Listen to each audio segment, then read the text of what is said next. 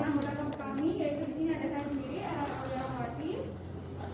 Dan juga ada anggota kelompok saya, Dani Rahmadani, Putri Adriana Ramesti, dan juga Rana Wardana teman saya.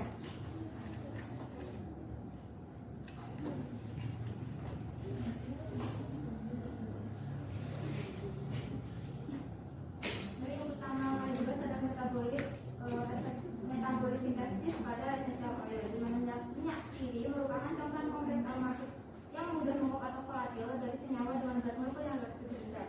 Essential oil sendiri merupakan hasil metabolisme sekunder dari suatu tanaman yang biasanya metabolisme terakumulasi dalam bagian tanaman seperti akar, batang, daun, buah, dan juga buah. Sehingga pada bagian-bagian tersebut terdapat aroma khusus dari dan khas. Aroma inilah yang dinamakan zat atsiri atau volatil atau esensial. Minyak atsiri sendiri merupakan mudah menguap pada suhu kamar tanpa mengalami dekomposisi, mempunyai rasa degil, berbau, wangi sesuai dengan bau tanaman penghasilnya. Umumnya larutan berupa larut dalam laut organik dan juga tidak larut dalam air. Umumnya minyak atsiri ini mengandung hingga 60 komponen, namun dicirikan oleh adanya 2 atau 3 komponen utama pada konsentrasi yang cukup tinggi. Minyak atsiri sendiri disintesis dan disimpan dalam struktur sekretaris khusus seperti trikoma kelenjar, sel epidermis, sel sekretori, rongga sekretori, dan juga saluran sekretori. Minyak atsiri disintesis dalam sel kelenjar pada jaringan tanaman dan ada juga yang terbentuk dalam pembuluh resin, misalnya minyak terpentin dari kementerian. Berdasarkan angkanya bantuan kelenjar eksternal yaitu pada sel epidermis dan juga modifikasinya, dan kelenjar internal yang diantara sel-sel jaringan tanaman, misalnya minyak atsiri pada Origanum compactum yang mengandung parfaktor dan juga timol sebagai komponen utamanya.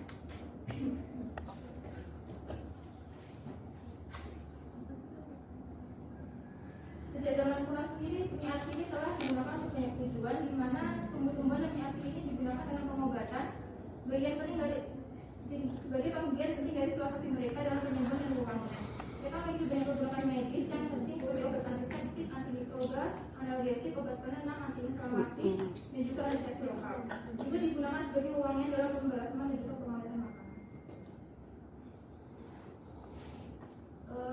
Minyak atsiri memiliki variabilitas komposisi yang sangat tinggi. Berbagai faktor yang bertanggung jawab atas variabilitas ini dapat dikelompokkan menjadi 2 kategori, yaitu faktor intrinsik dan juga faktor ekstrinsik. Faktor intrinsik sendiri berkaitan dengan tanaman dan kematangan tanaman yang bersangkutan, sedangkan faktor ekstrinsik berhubungan dengan metode ekstraksi dan juga lingkungan. Menurut struktur kimianya, kandungan minyak atsiri dibagi menjadi 3, yaitu hidrokarbon seperti monoterpen, sesquiterpen, dan juga diterpen. Kemudian terpen yang mengandung oksigen seperti atau terpenoid, yaitu alkohol, keton, aldehid, ester, lakton, dan juga formalin. Kemudian untuk fenilprokanoid dan juga senyawa aromatik yang berasal dari fenilprokana dan beberapa senyawa lainnya.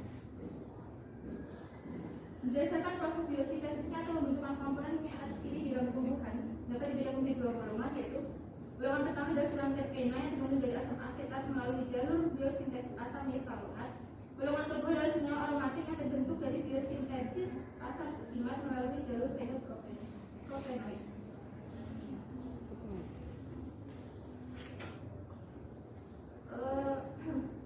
Isopentil, profosfat, dan dimetil difosfat merupakan biosintesis terpen.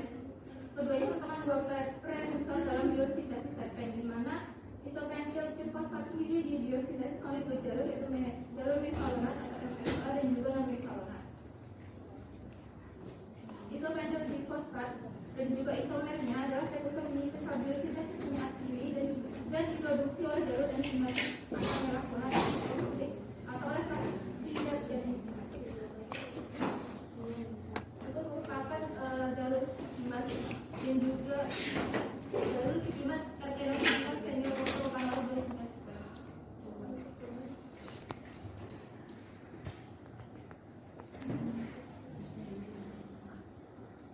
Glikosida, kemudian yang kedua adalah glikosida. Glikosida merupakan suatu senyawa jenis alkaloid, merupakan amaldehid dan senyawa metabolit sekunder pada jaringan tumbuhan dan hewan yang memiliki antimikroben. Glikosida sendiri merupakan senyawa alami yang terdiri dari bagian gula atau glikon dan juga bagian bukan gula atau alkohol.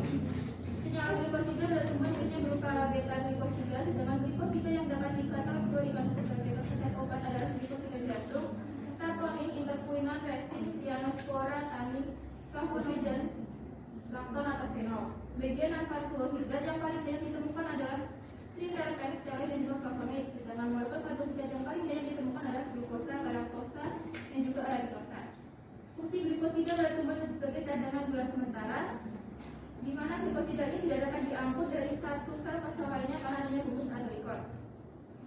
Sebagian besar glikosida diambil adalah saponin dan juga glikosida flavonoid. Kedua kelompok ini merupakan senyawa yang paling banyak karena aktivitas biologisnya. Senyawa glikosida memiliki sifat aqua yang signifikan sehingga memudahkan perjalanannya dalam sistem metabolisme. Sifat ini akan mempercepat perjalanan suatu molekul untuk mencapai reseptor sekaligus untuk fosforilisasi.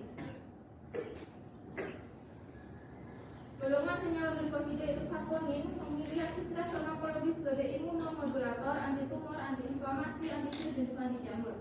Saponin termasuk golongan senyawa glikosida triterpen, monosterol, steroid dan juga triterpenodaglikon. Saponin memiliki sifat solutan mudah larut dalam air dan tidak larut dalam ether, memiliki rasa pahit dan lebih baik dikondisikan dari tanaman.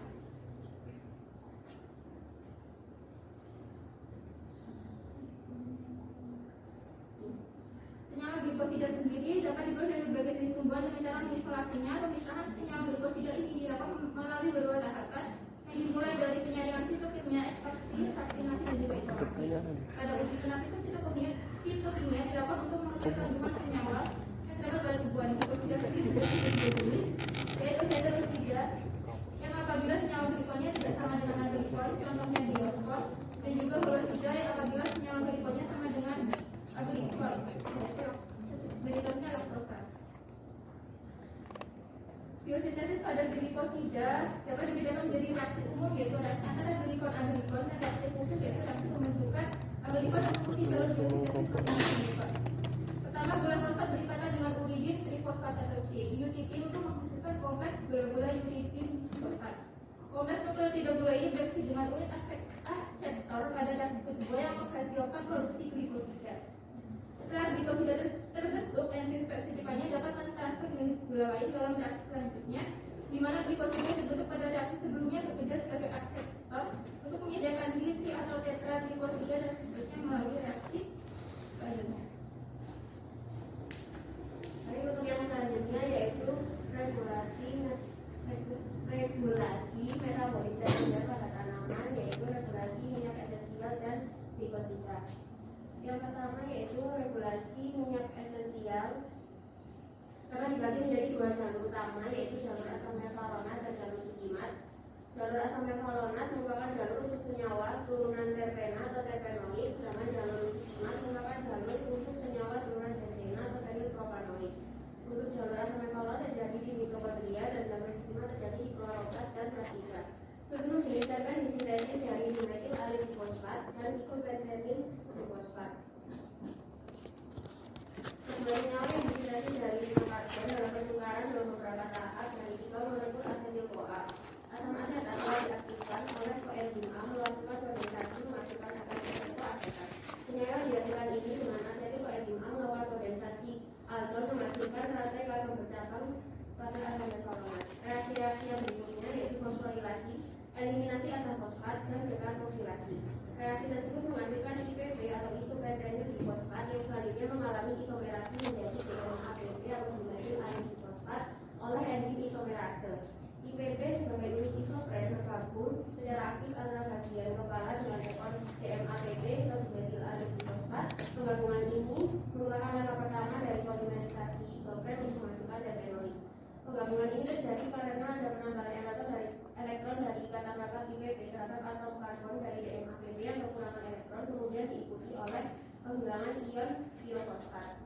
Proses penambahan elektron ini menghasilkan beryl pirofosfat atau GBP, yaitu senyawa antara bagi semua senyawa monoterpen. Penggabungan yang selanjutnya antara satu unit IPP dan GBP dengan mekanisme yang sama seperti IPP dan DMAPP menghasilkan farnesil pirofosfat atau FPT yang merupakan senyawa antara bagi semua senyawa sesquiterpen. Senyawa-senyawa diterpen diturunkan dari geranil pirofosfat atau GBPP yang berasal dari kondensasi antara satu unit IPP dan GBP dengan mekanisme yang sama seperti ini. Selanjutnya, jalur sigimat. Prekursus utama untuk komponen fenilpropanoid dalam minyak asidi atau minyak esensial adalah asam sinamat dan asam penhidroksisinamat yang dikenal sebagai asam pentomat.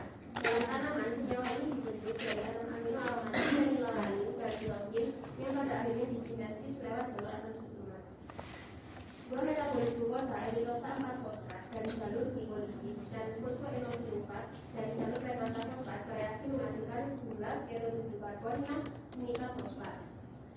Kemudian senyawa ini membentuk lingkaran asam ringan dari brominat yang kemudian diubah menjadi asam sikimat. Asam sikimat menghasilkan asam polimat melalui mekanisme reaksi pengikatan fosfat. Selanjutnya satu cabang menuju ke asam propenat, yaitu senyawa non-aromatik yang kemudian diubah menjadi asam aromatik melalui dua cara. Yang pertama melalui karakterisasi dan heteroaktivitas secara berkesinambungan menghasilkan asam ferritin 4 yang merupakan precursor dari senyawa fenilalanin.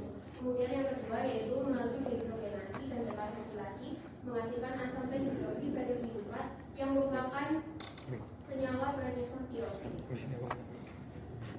Selanjutnya regulasi biosintesis gliosida terdiri dari dua proses, yaitu pemindahan atau transfer bungkusan uridium dari uridium fosfat ke suatu gula fosfat dengan bantuan enzim uridium transferase.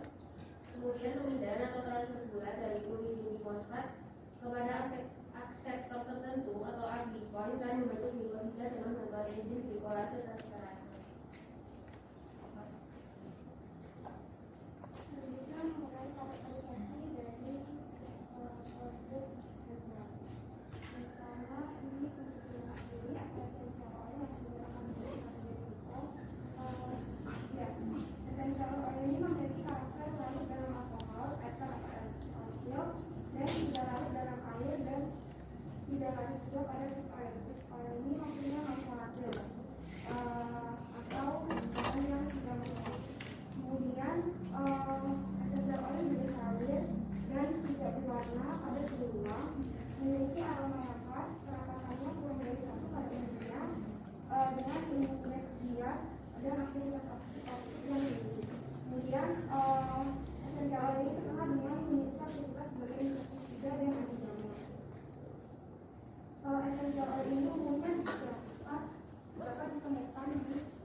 Karena dia juga berperan dalam memberi warna oranye, merah muda, lavender.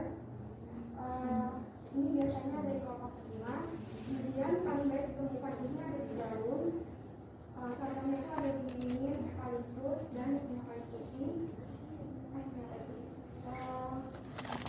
Daun saye. Kemudian ada juga di rhizoma. Contohnya itu pada jahe dan kunyit, pada biji, pada buah, dan juga pada yang terlibat pada kayu seperti pada biji. Berdasarkan konsentrasinya, essential oil ini dibedakan menjadi 3. Yang pertama utama yaitu yang memiliki konsentrasi sekitar 20-95%. Kemudian sekunder itu yang konsentrasinya 20% dan tersier itu memiliki konsentrasi kurang dari 90%. Selanjutnya yang ini dalam essential oil ini terdapat pada sitoplasma dan merupakan hasil dari sekresi pada tanaman tertentu. Essential oil ini biasanya disimpan dalam trikoma yang ada di sel epidermis dan sel sekretari internal dan lambung sekretarius. Senyawa volatil yang terkandung pada essential oil diantaranya adalah alkohol, ester atau oksida, aldehid, ketam, ester, amina, amida, fenol, heterosiklik, dan terpena. Terpena ini yang paling banyak terdapat di essential oil.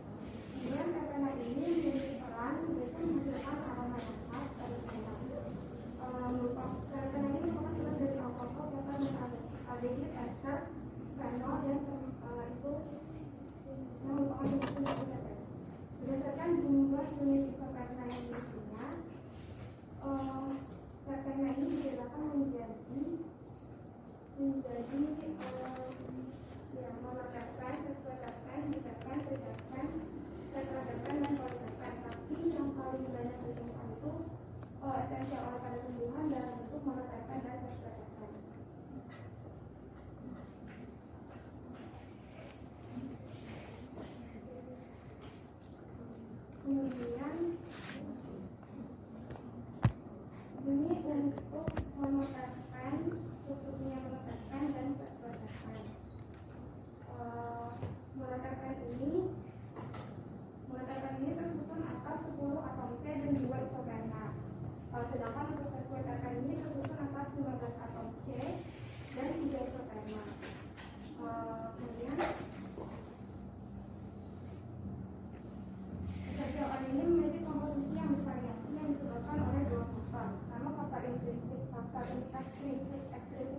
berkaitan dengan metode ekstraksi yang digunakan untuk mendapatkan dari essential oil itu sendiri dan lingkungan.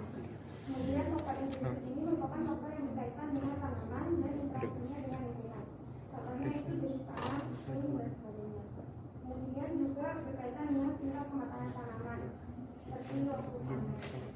Kemudian essential oil ini diperoleh dengan berbagai metode, misalnya dalam destilasi air, ekstraksi tanaman, pemanasan, dan absorpsi.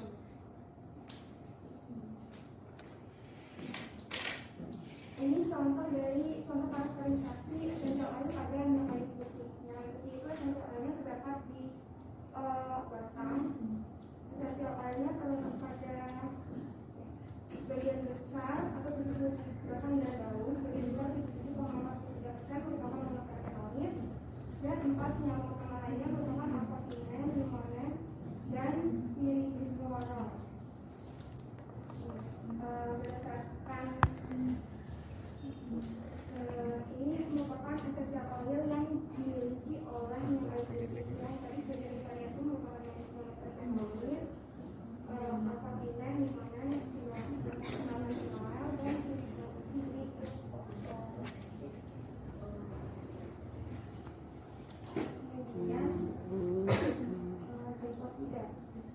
Glikosida itu sendiri berasal dari modifikasi dari metabolisme sekunder yang dikatakan oleh enzim pada tanaman. Glikosida itu terdiri dari dua bagian yang independen dan fungsional secara kimia, yaitu agrikon atau genik dan glukon atau sakarit. Di mana agrikon merupakan bagian yang tidak dikarenakan gula dan glukon ini yang dikarenakan gula. X merupakan di sini merupakan bagaimana cara membentuknya glikosida. Di mana X ini merupakan sakarida yang berdekatan dengan agrikon atau A yang menghasilkan glikosida atau ikatan glikosida. Kemudian dari ikatan glikosida itu sendiri yaitu tidak stabil dengan hidrolisis dan berdasarkan ikatan glikon dan aglikonnya, glikosida itu dibagi menjadi pertama ada O-glikosida. O-glikosida merupakan aglikon dan glikon yang dihubungkan oleh suatu glikos ikatan berikatan O. Kemudian ada C-glikosida yang merupakan aglikon dan glikon yang dihubungkan oleh glikos ikatan glikon dengan C. Kemudian ada S-glikosida yang merupakan aglikon dan glikon yang dihubungkan oleh glikos ikatan glikon dengan S, dan N-glikosida yang merupakan ikatan antara aglikon dan glikon yang dihubungkan oleh suatu glikos ikatan glikon dengan glikon.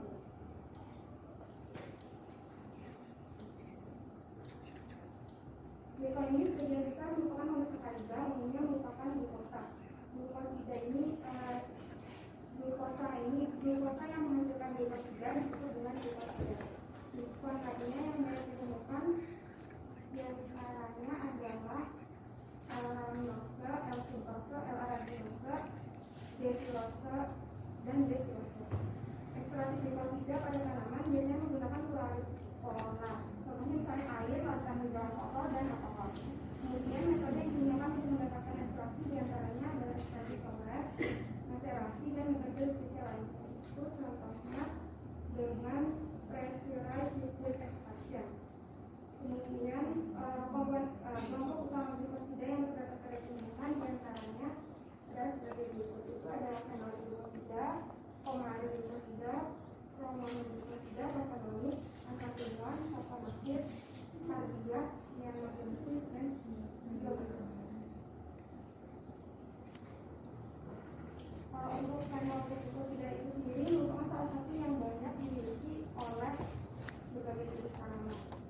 Fenol sendiri merupakan senyawa yang memiliki setidaknya satu jenis glikosida yang terlibat dengan sedikit lingkungan. Contoh dari senyawa fenol pada tanaman adalah katekol, guaiacol, hidroquinone, atau chlorofluoride. Glikosida fenol atau senyawa yang dalam strukturnya memiliki unit C6, unit C6-nya berdekatan dengan C1 atau unit C6-nya berdekatan dengan C3, dan satu bungkus karboksil dan satu atau lebih bungkus hidroksil. Kemudian terdapat glikosida fenolik yang merupakan turunan dari hidroksil dari asam benzoat dan fenol. Terdapat juga juga kebijakan hal ini terdapat pada sebagian besar kalangan RSCA dan ini merupakan asal isi nama dan asal membuat mungkin sudah selanjutnya yaitu adalah jurnal ini review jurnal dengan judul Comparative Position of Essential Oils Kurkuma Longa Introduced in Uzbekistan. Nah, yang pertama di sini introduction. Kalau kita tahu pada saat ini, zaman saat ini untuk tanaman-tanaman pangan sendiri itu sudah sering digunakan dalam dunia medis maupun dunia praktek penelitian. Di mana karena tanaman pangan ini memiliki banyak khasiat dan banyak manfaat di sisi lain dari digunakannya obat-obatan medis.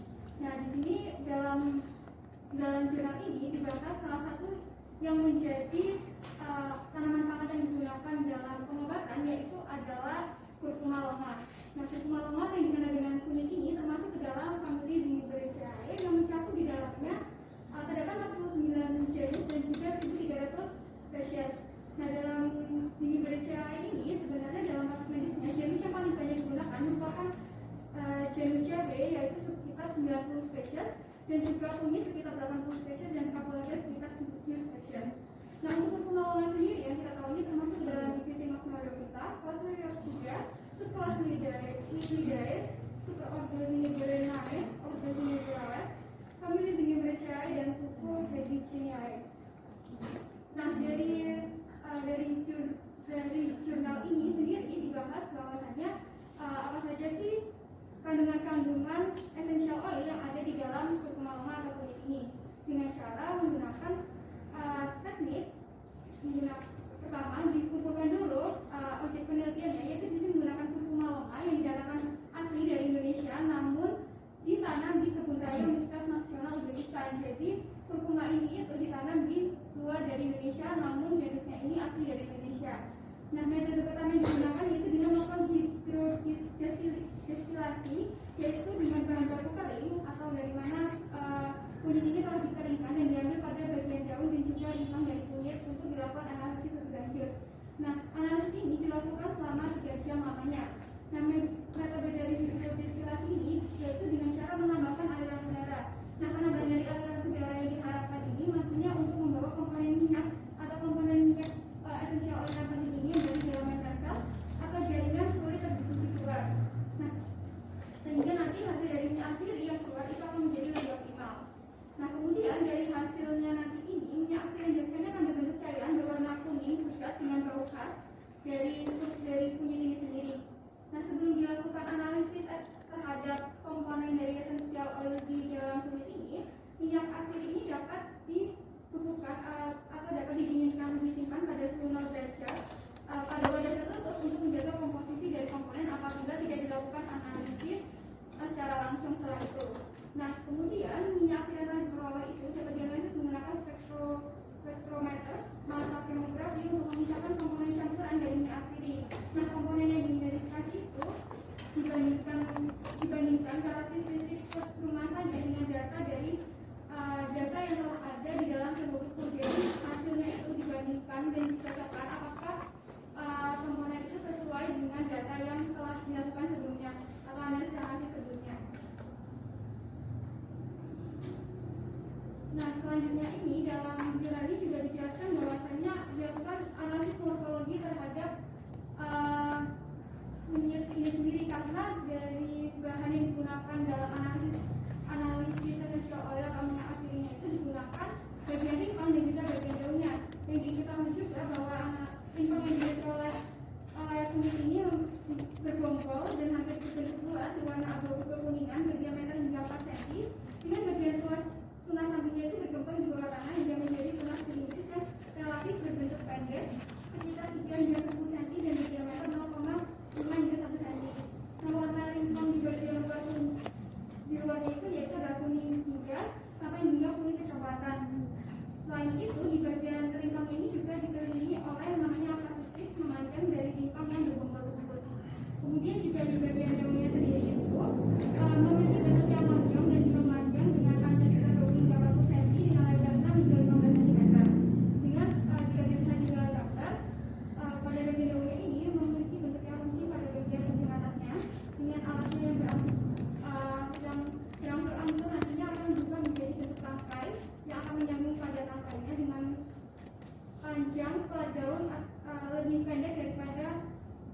bagian atasnya. Nah kemudian pada kunyit ini sendiri seluruh bagiannya itu sebenarnya dapat dimanfaatkan tidak hanya essential oil saja. Kalau kita tahu sekarang ini bahwasanya kunyit ini sering digunakan sebagai bahan masakan.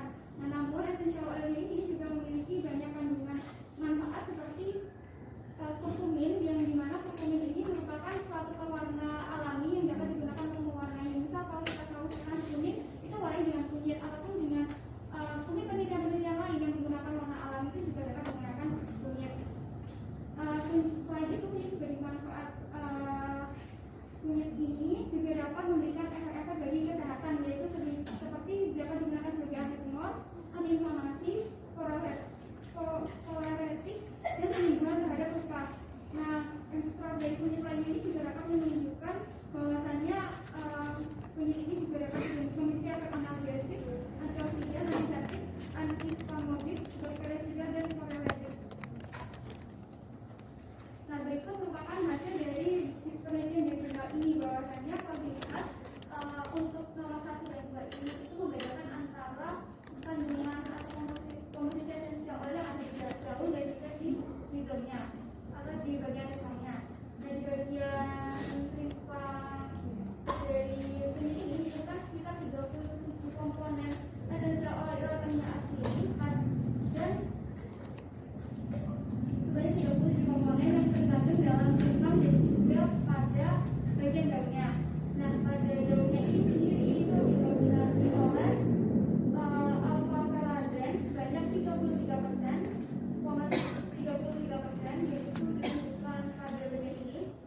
Pada bagian ini alpha peladren sebanyak 33,99, dan juga pada bagian simpangnya itu didominasi oleh komponen nomor 35 yang cukup panjang ini itu sekitar 22,77%.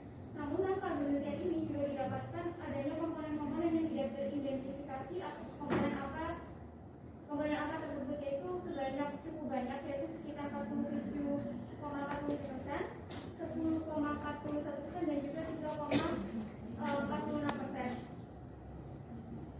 Nah, dari hasil jurnal yang didapatkan ini bahwasanya komposisi dari essential oil yang dimiliki oleh kunyit ini berbeda dari setiap bagiannya, yaitu pada bagian daun dan juga depannya, yang mana perbedaannya ini mencakup secara kuantitatif maupun kualitasnya.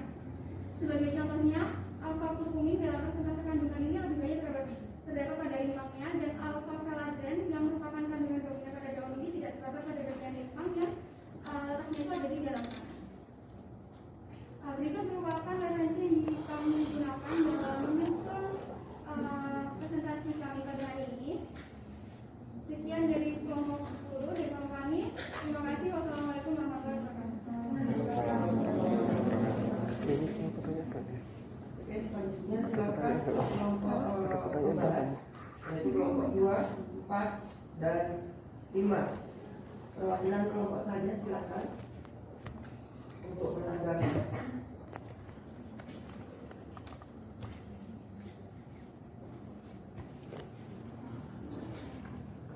Ya, sebutkan dari kelompok. Ya, saya Nani, perwakilan dari kelompok 4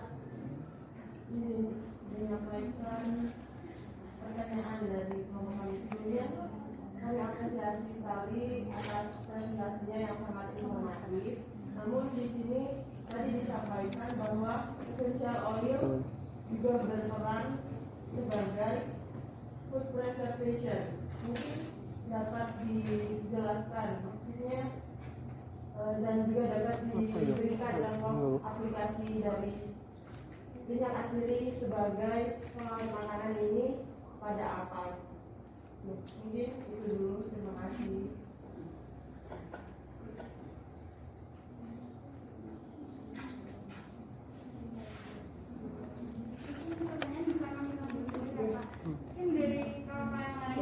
Sudah.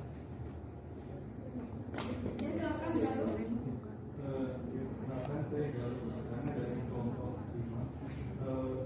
Sebelumnya kalau boleh kembali ke slide Ke jurnalnya deh. jalur Ke jurnalnya deh. alamat. Tadi Pak, ini yang di jurnal itu nggak sih? Bisa sih?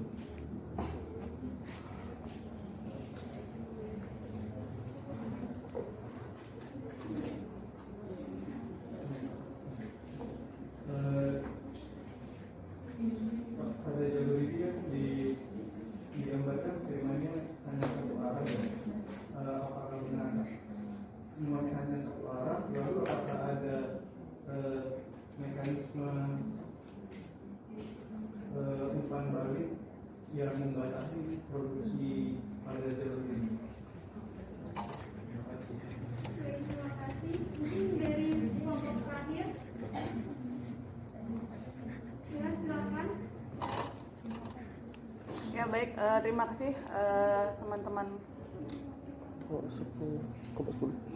Kelompok 10. kelompok 10 ya atas presentasinya. Saya Nisa Nabila dari kelompok 2 izin bertanya terkait tadi kan sempat dibahas terkait jurnal ya, jurnal Kurkuma Longga.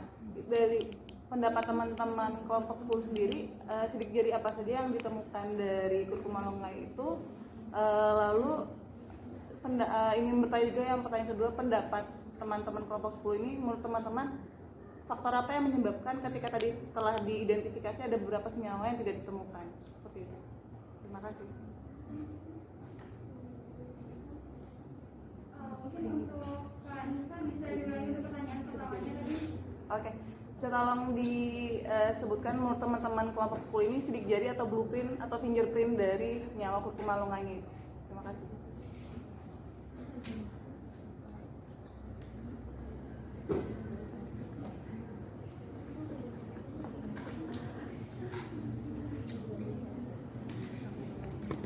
Ya Bu, ini kita tahu kan dari ya golongan-golongan dari sedimentasi misalkan beras kencur, kemudian kunyit asam kayak gitu.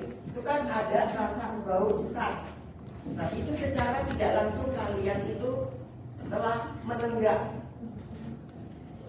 telah minum yang namanya minyak atsiri. Yang nama kerennya adalah minyak atsiri seperti itu.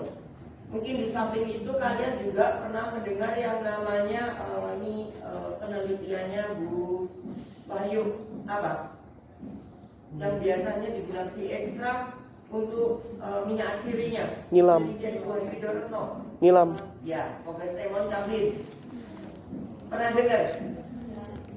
Nah, Bu Retno, tapi kan ketika memberikan kuliah pernah nggak menyampaikan itu? Itu penelitiannya beliau itu. Jadi mengembangkan Profesor Cablin. Nah itu salah satu manfaatnya memang dia daya jualnya adalah minyak atsiri. Kalau kalian rasakan yang namanya Pogostemon itu baunya khas.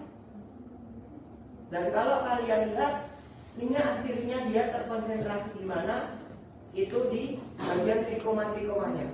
Itu kan kalau kalian sebelumnya kalian pernah tahu Pogostemon Cablin ini enggak atau nilam ini enggak? Tahu.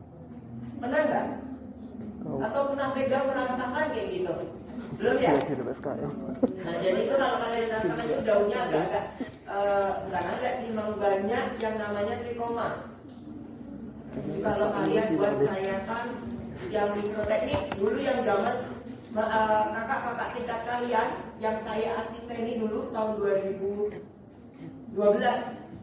jauh ya di atas kalian. Itu salah satu sampel yang digunakan adalah Pogostemon. Jadi buat preparatnya kemudian di sana ada terdistribusi banyak sekali yang namanya trikom. Trikom tahu kan? Iya. Itu trikom. Jadi trikomnya kalau kita lihat adalah trikom yang berkelenjar di sana. Jadi kelenjarnya di sana itu mengandung yang namanya minyak-minyak atsiri itu tadi yang diekstrak. Nah ini minyak atsiri ini memang tadi sesuai dengan pengertiannya adalah dia sifatnya apa tadi? Volatil kan, udah menguap itu minyak atsiri. Jadi memang deteksinya dia tentu itu menggunakan ya salah satunya itu dengan disuling. Tahu kan prinsip penyulingan, jadi dibawa oleh uap. Ya kayak tadi nilam, kemudian cengkeh nih. Kebetulan di daerah saya di Trenggalek sana, keluarga saya sana memang punya perkebunan cengkeh. Jadi yang namanya daun cengkeh, kemudian bijinya si cengkeh itu yang biasa dibilang rokok, selain itu juga dikuapkan untuk dijadikan minyak. Itu daya jualnya tinggi, jadi bernilai ekspor. Makanya sekarang tuh tren permintaan untuk minyak atsiri itu meningkat karena penggunaannya banyak, tidak terbatas untuk tadi misalkan untuk pengawet makanan, itu juga untuk apa? Misalkan di bidang apa? Kosmetik. Kan kosmetik, parfum itu kan ada bau-baunya kan? Gak mungkin kan itu kalian misalkan pabrik buat pasta gigi, daun misalkan daun mint di blender jadi satu kan gak mungkin loh. Jadi dari ekstraknya itu. Nah, jadi dari itu pasta gigi, kemudian permen. Ya, permen-permen rasa mint tuh. Nah, itu ya dari minyak atsiri. Tidak buat permen terus dicemplungkan si daunnya itu tadi. Daun itu enggak. Jadi memang diekstrak si minyak. Jadi permintaannya semakin banyak untuk minyak atsiri dari berbagai sumber. Kemudian juga tadi sifat-sifat dari minyak atsiri sudah dijelaskan oleh temannya.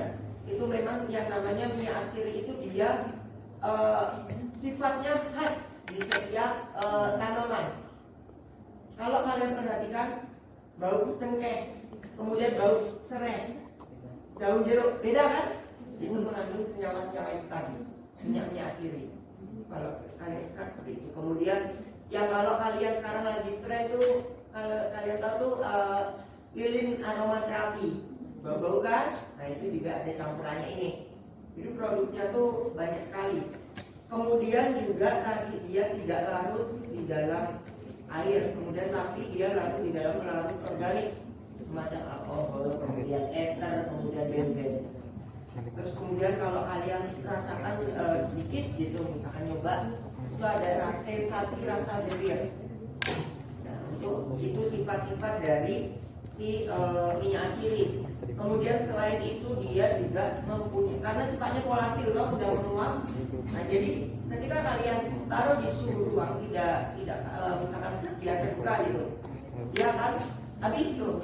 Habis dalam artian baunya aja. Si airnya itu masih ada. Jadi senyawa yang volatilnya aja yang akan keluar dia. Tadi penggunaan terkait dengan minyak atsiri seperti itu. Jadi ini saya yang menambahkan tadi sepertinya untuk penggunaan minyak atsiri kan masih terbatas pada bidang farmasi seperti itu ya. Ini ternyata yang namanya minyak atsiri itu bisa digunakan di berbagai bidang selain itu juga. Ya, pengawetan makanan tadi itu juga bisa karena punya kemampuan antimikroba salah satunya lewat kesana jalurnya.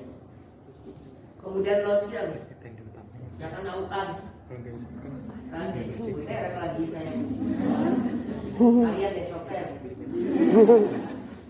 Jadi bau itu adalah yang berasal dari yang namanya minyak atsiri. Kan di sini kalian tahu kan ada institut atsiri. Nah itu kerjanya orang kimia kan yang pegang. Ada dong di gedungnya ini, gedung belakang ini. Itu ada orang kimia yang pegang. Institut Atsiri itu terkenal di Indonesia. Institut Atsiri dari UB. Jadi memang dia bekerja di bidang ini. Oke, salah satu ilmu yang berguna di sana yaitu tadi metabolomik. Tadi ada pertanyaan sidik jari. Nggak tahu ya? Tapi blueprint of life tahu kan? DNA. Tahu kan istilah itu? Nah sekarang kalau diistilahkan sidik jari dari metabolik, misalkan dari kurkuma longa, kunyit, ya itu bisa deteksi berarti sidik jari untuk metabolik toh, itu bisa deteksi dengan metabolomik. Kenapa si Nisa penanya itu karena penelitiannya itu, penelitiannya itu dia. Jadi yang kalian tampilkan tadi list senyawa itu tadi. Nah itu dari situ bisa diidentifikasi mana sih kira-kira yang menjadi sidik jari dari si kurkuma longa, dalam artian penanda yang menjadi penciri. Oh di kurkuma longa itu ternyata senyawa pencirinya itu atau senyawa spesifiknya ini loh dengan kandungan tinggi. Gampangnya gini, kelompok kelompok dari jenis kurkuma, ya kan ya, kurkuma longa, kurkuma yang lain-lainnya. Itu kira-kira apa senyawa pencirinya yang pasti ada di sana? Kurkumin. Sebut aja itu. Jadi itu yang dimaksud. Nah, kurkumin berasal dari sana. Kemudian cengkeh. Ada eugenol. Pernah dengar? Eugenol itu ada di cengkeh. Bau yang menyebabkan bau khas dari si cengkeh. Jadi itu yang disebut sebagai sidik jari metabolik. Jadi ada sidik jari yang molekuler, ada sidik jari yang metabolik. Oke. Dapat sini pengetahuan baru. Nah itu penelitiannya si Nisa, nanti balikin kalau biasa nggak tanyain. Sidik jari dari penelitian dia apa? Soalnya dia juga sidik berasnya kan, Nis? Iya, Bapak. Nah itu kan, tanya aja datang nanti keseluruhannya dia. Nah itu bisa dideteksi misalkan kalau yang tadi karena sifatnya volatil. Nah itu alat yang digunakan untuk mendeteksi itu alat yang canggih kira-kira menggunakan apa? Jadi kuliah-kuliah sebelumnya. Ya apa? LC atau GC? GC. Kalau volatil? GC. Kisi nggak sih? Gas GC. Kisi nggak sih? Gas kematibasi. Kalau senyawanya volatil mudah menguap. GC. Kisi. Berbasis apa terutama? Kisi ya mas? GC kan? Kisi. Tapi meskipun menggunakan LC juga bisa seperti itu. Karena apa tadi seperti yang sempat saya jelaskan, baik LC sama GC itu memang coveragenya beda untuk besar senyawa yang terdeteksi, ya kan? Kalau yang GC itu yang ukurannya besar atau kecil? Kalau yang LC yang besar sampai kecil bisa. Seperti itu. Oke, jadi di sana mungkin tadi ada pertanyaan juga, kenapa sih ada senyawa yang kok tidak terdeteksi seperti itu? Itu ada kemungkinan bisa saja senyawa baru, ya kan? Di database-nya nggak ada, seperti itu. Atau database yang tersedia di alam, yang namanya database, itu kan harus selalu diupdate kan? Ya, itu bisa saja belum ada di sana, jadi tidak terdeteksi. Itu kalau sekalian menemukan seperti itu, bisa potensi itu senyawa baru. Nah, senyawa baru tentunya tidak sebatas ini karena ada lanjutan, misalnya dilanjutkan dengan NMR. Nah, NMR kemarin sudah dijelaskan oleh temannya itu yang dicapai pakai elektron tuh. Lebih lanjut biasanya untuk mengetahui struktur kimia dari si senyawa itu. Nah, jadi ada kemungkinan ke sana. Ya, pengalaman kayak Edi Lakes karena memang dia secara rutin melakukan deteksi senyawa-senyawa atau profiling metabolik dari bahan alam. Jadi setiap tahun mereka itu harus update si database. Nah, kayak gitu.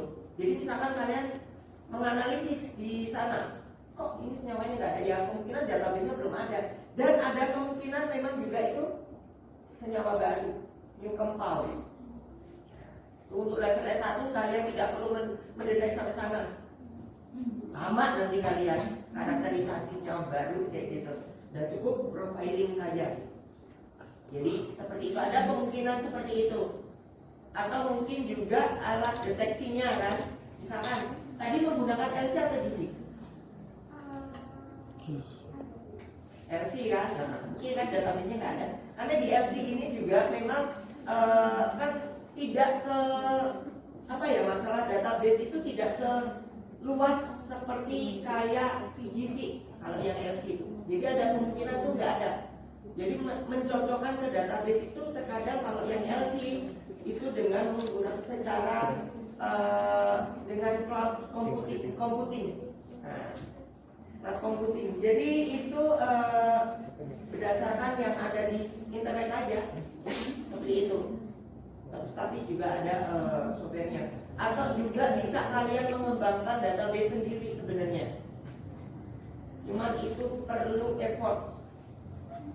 Itu kalian nanti perlu install salah satu softwarenya, kemudian perlu merunning yang data mentah keluar dari yang bentuk big itu running. Dan pernah saya ceritakan tuh, semalaman komputer harus jalan untuk ngecek. Itu kalau misalkan kita menggunakan personal database. Jadi database-nya itu kita buat sendiri. Sebelumnya kita studi literatur dari ratusan artikel ilmiah, ya senyawa-senyawa apa saja yang terdapat di genus tersebut. Masih genus loh ya. Ini masih genus, itu ada berapa ribu senyawa. Itu nanti digunakan untuk mencocokkan ke sana. Nah, kalau mau mengembangkan database sendiri seperti itu. Kalau misal pakai LCMS kan? Iya Bapak Isya. Nah, kalau mau nanti ya pakai software itu. Tapi kalau enggak, database sudah ada kok. Kalau mau analisis di UB kan nanti analisisnya. Mau di UM. Ya, enggak ada. Itu sudah ada di situ. Jadi seperti itu memang itu alat deteksi yang digunakan untuk senyawa-senyawa metabolik. Kemudian ini mungkin terkait dengan mungkin penyebutan ini sepele sih sebenarnya. Ini mengingatkan aja, ini banyak saya temui. Bedanya artikel ilmiah sama jurnal ilmiah itu apa sih? Hanya penyebutan saja. Jurnal itu sama jurnalnya itu nggak sih? Artikel ilmiah dan jurnal ini tidak masuk dalam penilaian. Ini cuma saya meluruskan saja. Coba. Kalau artikel ilmiah itu isinya tuh cuma satu Ya. penelitian, jadi kalau jurnal ilmiah itu lebih banyak penelitian. Oke, ya jadi gitu konsepnya. Kalau kalian tadi menyebutkan misalkan hanya satu, itu berarti artikel ilmiah. Kalau kalian menyebutkan jurnal ilmiah berarti ya satu jurnal. Misalkan satu jurnal itu kalian misalkan Biotropika, kawan jurnal kita itu kan ada beberapa artikel, itu yang namanya jurnal ilmiah semuanya. Oke, jadi di luar sana nggak kalian nggak level mahasiswa sih, level orang-orang yang sudah uzur, orang-orang yang sudah tua tuh kadang menyebutkan juga salah. Pelatihan pembuatan jurnal, misalkan ya, tapi konten yang diajarkan adalah penulisan artikel ilmiah. Kalau pembuatan jurnal berarti ya cara manajer, cara mengaturnya kan, manajerisasinya kan, gitu. Pengelolaan jurnal kan, gitu. Jadi membuat itu.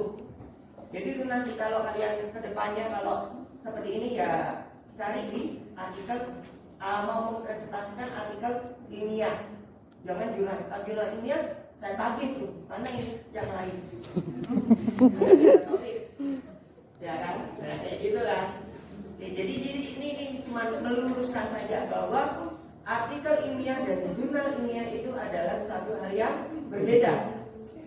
Artikel ilmiah itu adalah bagian dari jurnal ilmiah, hanya bagian saja. Seperti itu. Oke, ini kan pertemuan saya yang terakhir. Mungkin ini saya ada info terkait dengan nanti UAS khusus untuk yang topik saya. Ini kita ada berapa pertemuan? 4. 4 pertemuan kan. PPT presentasi ada 4. Kemudian PPT dari saya yang sederhana itu menambahkan itu hanya 2. Jadi nanti UASnya ini saya kasih bocoran nanti dalam bentuk pilihan ganda saja. Dan juga nanti ada 2 bentuk. Bentuk yang lainnya adalah jawaban singkat. Ya, nggak bisa. Atau pilihan ganda dengan alasan. Enggak. Jadi saya sadar kalian karena gini apa? Karena kalian mengambil tanaman obat itu bukan karena sebenarnya dari dalam diri kalian. Saya tahu ini untuk menu-menu SKS. Sama seperti saya dulu semester 7 ngambil tanaman obat. Hanya untuk menu SKS karena kurang. Saya tahu kalian. Tapi meskipun begitu kalian setidaknya harus ada yang diperolehkan dari sini. Tidak hanya asal duduk, datang, pulang. Itu. Bisa ini kalian meskipun hanya untuk memenuhi SKS untuk lulus kalian, tapi ya jangan hanya itu. Tetap harus ada ilmu yang diperoleh. Gitu. Oke, jadi dari saya tidak ada tugas. Oke, baru tanaman obat yang nggak ada tugas dari saya. Oke, bebas tugas. Karena tahu kalian saya tahu perasaan kalian ngambil tanaman obat kayak gini-gini itu bukan karena saya pengen gitu, mayoritas. Ini karena saya kurang apalagi ya belum. Mau ngambil teknik identifikasi obat ketemu saya lagi. Oke, jadi tidak saya kasih tugas, terus nanti untuk UASnya saya sedikit permudah dengan pilihan ganda saja. Ya kalau kalian kalian bisa capcip juga. Tapi kan kalau nilainya nggak bagus ya malu-maluin. Ini beneran ikut kuliah nggak ini gitu. Oke. Ini mungkin kalian juga kan yang terutama nilai dari artis karena kan juga menggunakan ekstra kan berapa? Nah itu kan secara tidak langsung tanaman obat kan sebenarnya. Nah itu. Nah itu sering dari zaman saya itu nggak beres-beres di Sambiloto. Sambiloto nggak beres-beres itu penelitiannya. Ada aja muncul apa. Oke. Dari saya cukup itu, nanti mungkin untuk PPT-nya hari ini mohon segera di-upload ya di saya absen ya tadi. Nah, jadi presensi juga ini saya masukkan nanti penilaian. Jadi 10% penilaian dari saya berasal dari presensi. Jadi saya hargai kedatangan kalian,